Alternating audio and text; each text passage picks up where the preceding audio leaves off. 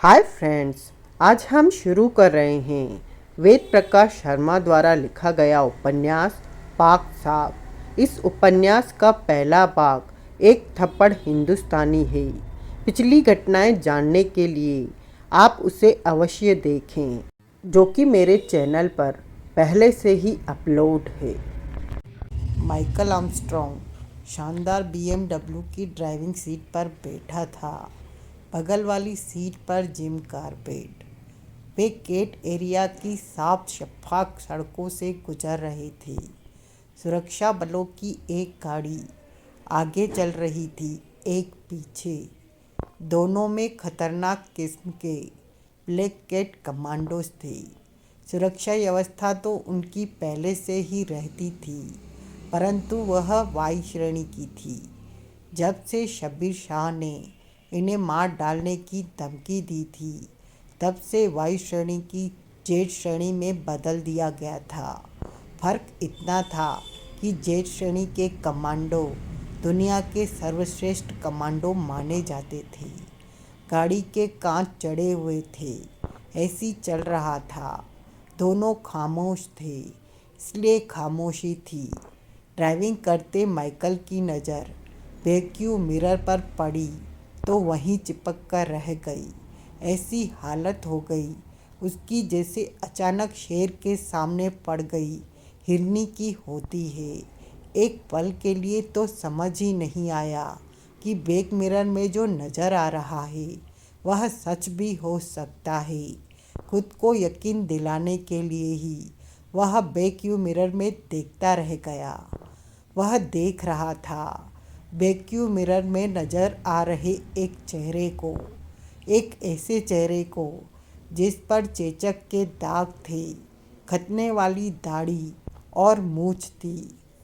वह मुस्कुरा रहा था और माइकल को जैसे ही यह विश्वास हुआ कि बैकव्यू मिरर से नज़र आ रहा दृश्य वास्तविक है, गाड़ी की पिछली सीट पर सचमुच कोई बैठा है, तो यूं उछल पड़ा मानो ड्राइविंग सीट अचानक गर्म तवे में तब्दील हो गई हो।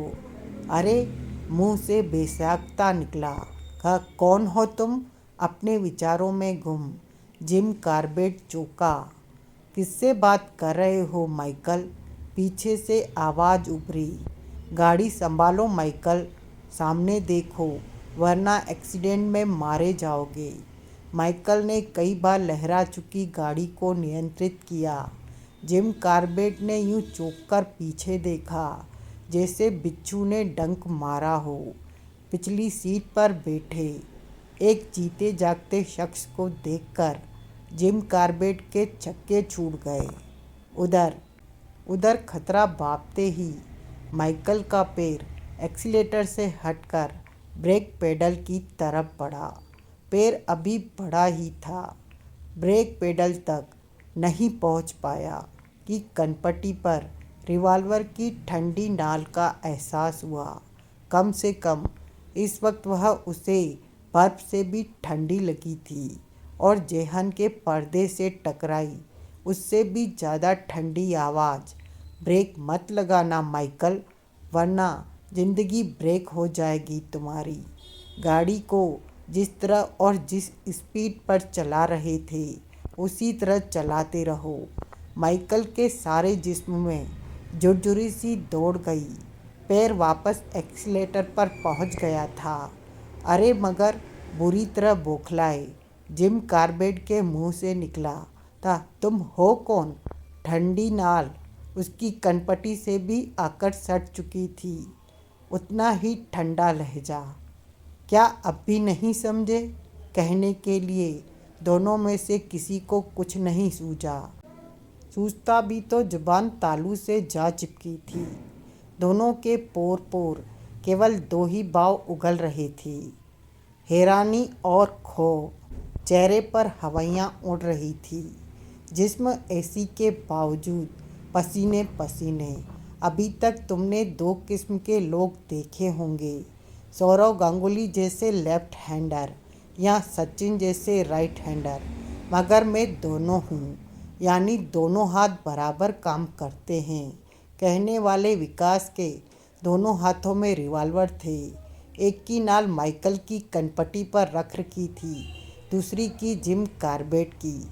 एक बार फिर कहा, वे जो गाड़ियों में भर भर कर तुम्हारे आगे पीछे कमांडो चल रहे हैं, उनमें से कोई भी उतना फुर्तीला नहीं है जो मेरी उंगली के हिलने से पहले तुम्हें बचाने तक पहुंच सके। और मेरी उंगली हिलने का मतलब है तुम्हारी ऊपर की तरफ रवानगी। हाँ, इतना वे ज़रूर कर सकते हैं कि तुम्हारी मौत के बाद मुझे गिरफ्तार कर ले या मार डाले। मरने की परवाह होती तो यूं आकर तुम्हारे सिरों पर सवार नहीं होता। पर याद रखना, मेरे साथ जो भी होगा, होना तुम्हारी मौत के बाद ही है। सिट्टी पिट्टी गुम हो गई दोनों की। काटो तो खून नहीं। फिर भी माइकल ने किसी हद तक खुद को नियंत्रित किया, तभी वो बोल सका, मगर तुम वो तो नहीं। कौन नहीं हूँ? शबीर शाह। क्यों?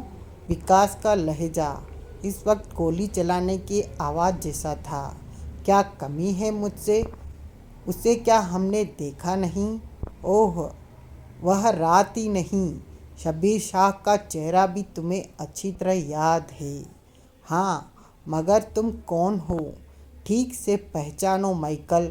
मैं ही शबीर शाह हूँ। मैं ही जनरल वेद हूँ। मैं ही इंदिरा गांधी हूँ। मैं ही राजीव गांधी हूँ। और मैं ही सरहद पर लड़ने वाला भारतीय जवान हूँ। ठीक से पहचानो मुझे। तुम्हारी आंखें मुझे गौर से नहीं देख रही हैं। न तो माइकल को समझ में ठीक से आया कि वह क्या कह रहा है, न ही जिम कार्बेट की। इस बार सवाल जिम ने किया, मगर तुम गाड़ी में कहाँ से आ गए? रात से इसी में हूँ, तब से जब यह गैराज में खड़ी थी। इसी सीट पर डटकर सोया। जब तुम इसमें बैठे तो वहाँ छुप गया जहाँ इस वक्त मेरे पैर हैं। फिर जब चाहा सीट पर बैठ गया। क्या चाहते हो? माइकल ने पूछा। शबीर शाह क्या चाह सकता है? तुम शबीर शाह नहीं हो।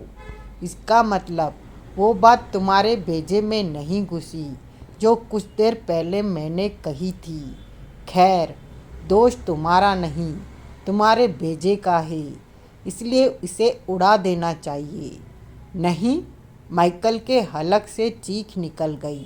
तुम ऐसा नहीं कर सकते। क्यों नहीं कर सकता? तुम आतंकवादी हो ना? विश्वास क्या तभी आएगा जब मैं तुम में से एक का भेजा उड़ा दूंगा। और हम आतंकवादियों के हेल्पर हैं, मददगार हैं। भला तुम हमें कैसे मार सकते हो? झूठ बोल रहे हो तुम। वह गुर्राया जो वास्तव में विकास था। सालों अमेरिकी कुत्तों, सारे संसार में आतंकवाद को ख़त्म करने का ठेका ले रखा है तुमने। झूठ है दोस्त। यह सब प्रचार है जिससे हम सारी दुनिया को बेवकूफ़ बनाते हैं। तुम इस प्रचार का शिकार क्यों हो रहे हो? हम तो सभी आतंकवादी संगठनों को आर्थिक मदद करते हैं। तुम बताओ, कौन से संगठन से हो? हम अभी मोबाइल पर तुम्हारे मुखिया से बात करते हैं। वह खुद कहेगा, हमारी आर्थिक मदद के बगैर तुम्हारे संगठन चल ही नहीं सकते। वह जितना बोल रहा था, विकास का खून उतना ही खौलता जा रहा था। पूरा प्लान बनाकर इस गाड़ी में आया था वह। उसे मालूम था कब इन दोनों के बेजों में आग भरनी है। अभी वह स्पॉट नहीं आया था और जो कुछ माइकल बोले जा रहा था वह उसे तुरंत गोली मार देने के लिए प्रेरित कर रहा था। बहुत मुश्किल से संभाल सका विकास खुद को। दाएं पैर का जूता बहुत ज़ोर से गाड़ी के कारपेट पर पेट्रोल से भरी पॉलीथीन की थैली पर मारा। थैली फट गई। पेट्रोल कारपेट पर बिखर गया। पेट्रोल की गंध। जिम कार्बेट ने नथुने सिकोड़े। पेट्रोल की गंध कहाँ से आने लगी? माइकल समझ चुका था कि विकास ने क्या किया है। उसके मुंह से आतंक से डूबा लहजा निकला। ये क्या कर रहे हो तुम? हिंदुस्तानी रीति रिवाज से तुम्हारे क्रियाक्रम की तैयारी, विकास ने सपाट लहजे में कहा। मगर हमारे यहाँ सांपों को मारने के बाद जला दिया जाता है ताकि दोबारा जन्म न ले सके। अब माइकल समझ चुका था, यह जो भी है किसी भी हालत में उन्हें जीवित छोड़ने के मूड में नहीं है। गिड़गिड़ाने का या किसी और भी किस्म की बात मिलाने का कोई फायदा नहीं होगा। बचाव के लिए उसे दूसरे प्रयास करने होंगे और इसी प्रयास के रूप में उसने वह स्विच दबा दिया जो गाड़ी खराब होने पर दबाया जाता है। किट-किट की आवाज़ के साथ सारे इंडिकेटर जलने बुझने लगे। आगे पीछे चल रही कमांडोज की गाड़ियों के लिए यह सिग्नल था कि कुछ गड़बड़ है। विकास से उसकी वह हरकत छुपी न रह सकी। अब कोई परवाह भी नहीं थी उसे। वह स्पॉट आ चुका था जिसकी उसे प्रतीक्षा थी। इसलिए हौले से मुस्कुराया और बोला, तुम अपने जीवन का आखिरी काम कर चुके हो माइकल। इससे पहले कि माइकल उसकी बात का मतलब समझ पाता, आवाज़ एक ही हुई मगर गोलियां दो चली थी एक साथ। विकास ने साबित कर दिया वह लेफ्ट हैंडर भी है और राइट हैंडर भी है। जिम कार्बेट की दाईं कनपटी से बल बल खून उगला था, माइकल की बाईं कनपटी से। दोनों ढेर हो गए। गाड़ी बेहिसाब पी गए शराबी की तरह लड़खड़ाई। एक और गोली चलाई विकास ने। यह गोली उसने कारपेट पर बिखरे पेट्रोल पर चलाई थी। पेट्रोल ने बक से आग पकड़ ली। विकास ने दरवाज़ा खोला और अगले पल उसका जिस्म अर्जुन के गांडीव से निकले तीर की तरह सनसनाता हुआ उस नदी के पुल के रेलिंग के ऊपर से गुजरा जिस पर उस वक्त BMW गुजर रही थी। जिस क्षण वह हवा से सन्नाटा हुआ नदी के पानी से टकराया, ठीक उसी क्षण पुल की तरफ से जोरदार विस्फोट की आवाज़ आई थी। वह समझ गया जैसी संभावना थी या जैसे बीज उसने बोए थे वही हुआ था, यानी BMW जरूर किसी चीज़ से टकराई होगी। उस्ताद उस्ताद, भागता हुआ शब्बीर शाह गुलफाम के नज़दीक आया। क्या हुआ शब्बीर? उसे हाँफता देखकर गुलफाम ने पूछा। क्यों तूफान मेल हुआ जा रहा है? आपके मास्टर आए हैं, वही विकास भाईजान के गुरु। ओह! मुंह से यह शब्द निकालने के साथ गुलफाम उछलकर इस तरह खड़ा हो गया जैसे पैरों में स्प्रिंग लगे हों। चेहरा काले पत्थर की तरह सख्त और खुरदरा हो गया था। पूछा, कहाँ है? मैंने तो उन्हें होटल के बाहर गाड़ी से उतरते देखा है। हड़बड़ाए हुए शब्बीर ने कहा। मैं छुप जाऊं उस्ताद? क्यों, तुझे छुपने की क्या ज़रूरत है? वो बात यह है उस्ताद, हो सकता है कि वे शब्बीर यानी तेरे बारे में पूछताछ करने आए हों। हाँ, तब भी तुझे छुपने की क्या ज़रूरत है? तू शब्बीर है ही कब? तेरा नाम तो मटरू है। मास्टर को ख्वाब तो चमकने से रहा कि तू शब्बीर है। यह सब तो पहले से ही तय हो चुका है कि उनके आने पर किसे क्या कहना है। फिर घबराता क्यों है? कुछ देर बाद वह शब्बीर के साथ हॉल में दाखिल हुआ। आओ आओ गुलफाम उस्ताद, उसे देखते ही विजय ने कहा। इस बार तो आपने कमाल ही कर दिया मास्टर। नज़दीक आते गुलफाम ने कहा। एक ही हफ्ते में दूसरा चक्कर लगा डाला। पिछली बार तुमने कहा था न गुलफाम प्यारे कि जल्दी जल्दी चक्कर लगाया करो, सो शिकायत दूर करने चले आए। अच्छा किया मास्टर, शुक्रिया। बैठो। बैठ तो गया विजय, मगर यहाँ का माहौल उसे अजीब सा लग रहा था। गुलफाम के सारे गुर्गे उसे घेरे खड़े थे, उनमें छोटू भी था। सबके चेहरों पर अजीब से भाव थे। वह खुशी ही गायब थी। उनके चेहरों से जो पिछली बार यह जानने के बाद नजर आई थी कि वह गुलफाम का उस्ताद है। अजीब खोजी नज़रों से देख रहे थे वे उसकी तरफ। खुद गुलफाम के चेहरे पर भी खुशी नहीं थी जो आमतौर पर उसे यहाँ देखकर उभरा करती थी। अतः कह ही दिया विजय ने, क्या बात है मियाँ, इस बार कुछ बदले बदले से नज़र आ रहे हैं सरकार। ना नहीं तो मास्टर, गुलफाम थोड़ा हड़बड़ा गया। ऐसी तो कोई बात नहीं, और फिर ऐसी बात भला होगी भी क्या। वही तो प्यारे, जब ऐसी कोई बात है ही नहीं तो तुम्हारे ये गुर्गे हमें इस तरह क्यों देख रहे हैं, जैसे चिड़ियाघर से निकलकर शत्रुमुर्ग आ गया हो। और तुम बुरा मत मानना मियाँ, वो बात तुम्हारे थोबड़े पर भी नहीं है। इसलिए तो हम ज़्यादा दिनों में आया करते थे। किसी के दड़बे पर कम जाओ तो इज्जत मिलती है, ज़्यादा जाने लगो तो टरकाया जाने लगता है। क्या बात कर रहे हो मास्टर, आपको भला मैं बेघर टाल सकता हूँ। बेगार ही टाल रहे हो प्यारे, न ठंडा न गर्म। चल बे, गुलफाम ने गबरू से कहा, ठंडा लेके आ मास्टर के लिए। और तुम सब यहाँ क्यों घेरे खड़े हो मास्टर को। चलो काम करो अपना अपना। वे इस तरह छिटक गए जैसे चींटियों के झुंड पर सरसों का तेल छिटक दिया गया हो। कहो मास्टर, इस बार इतनी जल्दी कैसे आना हुआ। हुई न वही बात, हमने तो पहले ही कहा था प्यारे कि जल्दी आने पर। पूछा इसलिए है मास्टर क्योंकि जानता हूँ आप मेरे पास बगैर काम के नहीं आते और आपके पास टाइम भी कम होता है। चलो मियाँ, तुम ऐसा सोचते हो तो ऐसा ही सही। अब क्या तुम्हें छोटी छोटी बातों पर नाराज़ करे। पर यार, हम तो तुम्हारे फ़ोन का इंतज़ार करते ही रहे। तुमने क्या नाम है जी का पता लगाकर फ़ोन करने की बात कही थी, पता लग तो गया था आपको। गुलफाम ने शिकायती अंदाज में उसे घूरा। कब? जब मैं उसकी ठुकाई कर रहा था। ओह, यानी कि तुम्हें पता है। मुझे सब पता है मास्टर, यह भी कि आप मुझसे पहले ही काले खां की सराय पहुंच गए थे। खुद से भी पहले सुप्रिटेंडेंट साहब को भेज दिया था वहाँ। मगर हुआ क्या, विकास तो फिर भी निकल गया ना।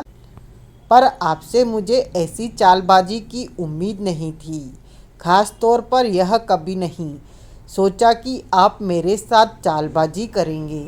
और हमने सोचा था प्यारे, क्या मतलब, क्या तुमने नहीं की हमसे चालबाजी, बल्कि पहल तो तुम्ही ने की है। तुम तकिया कलाम सुनते ही समझ गए थे कि हमें सरताज की तलाश है, मगर पी गए जानकारी और हमें टरका दिया। बदले में हमने पलट मार दी तो मुंह सुझा लिया। यह सब तो मैंने इसलिए किया क्योंकि मेरे ख्याल से इस मामले में आप गलत हैं। छोड़ो दिल जले की बात। वह साला जिन दो जनों के बीच आ जाता है उनमें लफड़ा करा देता है। विजय ने कहा, इस बार हम ऐसे काम से आए हैं जिसमें तुम्हारा नज़रिया हमसे अलग नहीं हो सकता, इसलिए पेतरेबाजी भी नहीं करोगे। इस बीच कबरू कोक की एक बोतल मेज पर रख गया। उसमें से एक घुट पीने के बाद विजय ने कहा, शब्बीर शाह का नाम तो सुन ही लिया होगा तुमने।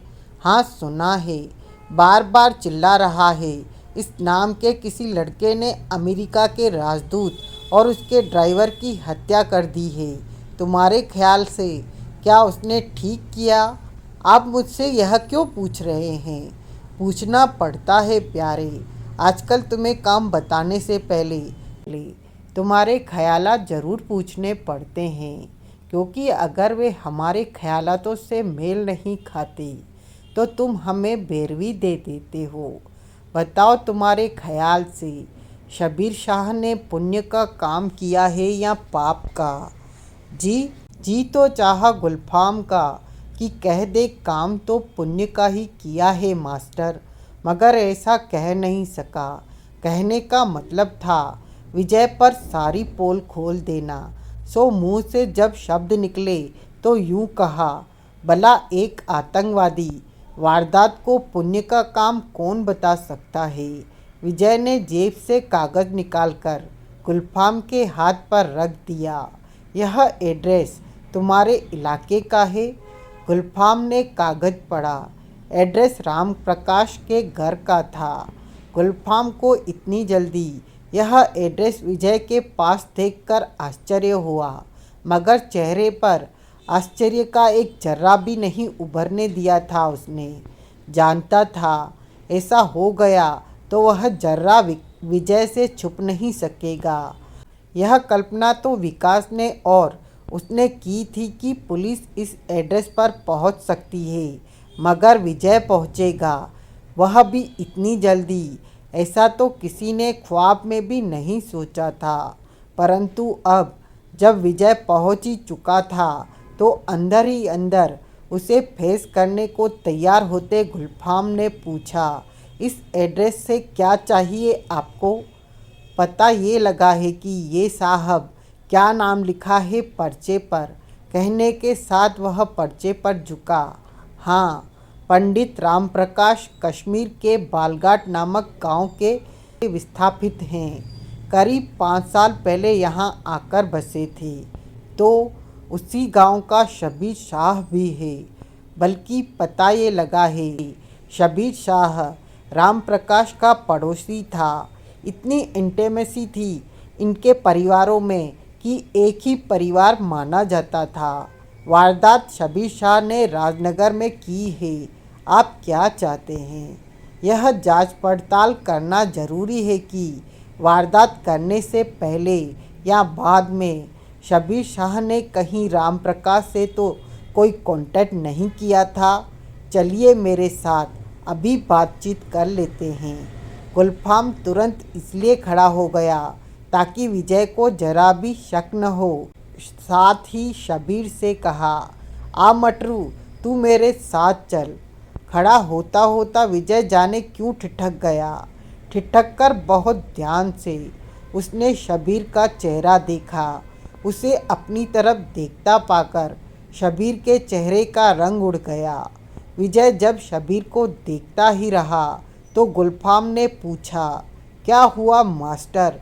कुछ नहीं प्यारे, बोतल में कोक रह गई थी। कहने के साथ उसने बोतल खाली की और मेज पर पटकता हुआ बोला, चलो।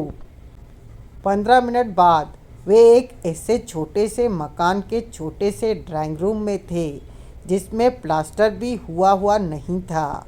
राम प्रकाश एक उदेड़ आयु का शख्स था।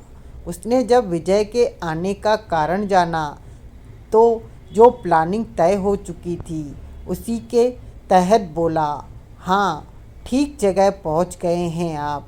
वारदात से पहले शबीर ने हमसे कांटेक्ट ही नहीं किया था, बल्कि 2.5 साल से यहीं रह रहा था। वह मेरा बेटा बनकर क्या, बेटा ही था मेरा। उसके सीने में आग थी। बदला लेने के लिए मचल रहा था। वह खुद को तैयार कर रहा था और जब तैयार हो गया तो बदला ले लिया। उसी के नहीं, आज मेरे कलेजे में भी ठंडक पड़ी है। इतनी आसानी से और इतनी स्पष्ट स्वीकृति पर विजय दंग रह गया।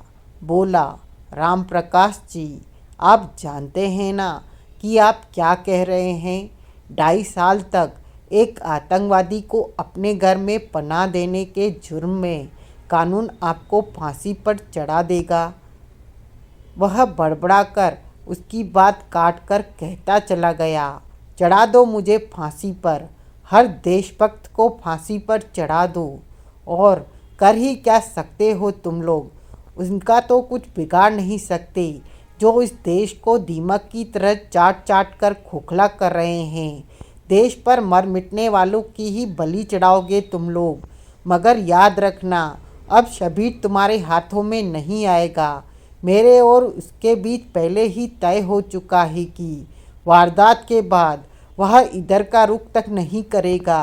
तो आपके ख्याल से शबीर एक देशभक्त लड़का है। भला मुझसे ज़्यादा कौन जानेगा उसे? मेरी गोदी खिलाया हुआ है, वहीं क्यों उसका सारा परिवार मेरा अपना ही परिवार था। मुझसे ज़्यादा कौन जानेगा शबीर का बाप, उसकी माँ, उसकी बहन। सब इस मुल्क के लिए पाक साफ माने जाते हैं। हमेशा कहा करते थे, दहशतगर्दों ने कश्मीर को ही नहीं हमारे सारे मुल्क को बर्बाद करके रख दिया है। मुझे गांव से सुरक्षित उन्होंने ही निकाला था, वरना उसी रात दहशतगर्द मेरे सारे परिवार को मौत के घाट उतार देते, जिस रात को मैं मरने के बाद भी नहीं भूल सकता। मगर इस देशभक्ति का मिला क्या उन्हें? यह यह कि एक दिन इंडियन आर्मी ने ही उन्हें कत्ल कर डाला, मासूम बेटी के साथ रेप किया और शबीर किसी तरह उनके चुंगल से बचकर यहाँ भाग गया। विजय चौंका। सवाल पूछा उसने, यह सब इंडियन आर्मी ने किया था? यह बात आपसे उसने कही थी? खुद शबीर ने बताया था सारा मंजर। मगर तुम लोग तो उसे ही झूठा कह दोगे। नहीं, विजय ने कहा, मेरे ख्याल से उसने आपसे झूठ नहीं बोला होगा। मगर एक बार फिर अच्छी तरह याद कर लीजिए, क्या उसने यही कहा था, यही कि वह सब इंडियन आर्मी ने किया था? हाँ, यही कहा था। एक बार नहीं, हजारों बार। रोज़ यही कहता था वह, यही कि जिस मुल्क के लिए वह जान कुर्बान करने का जज्बा रखता था, उसी की आर्मी ने यह सब किया है।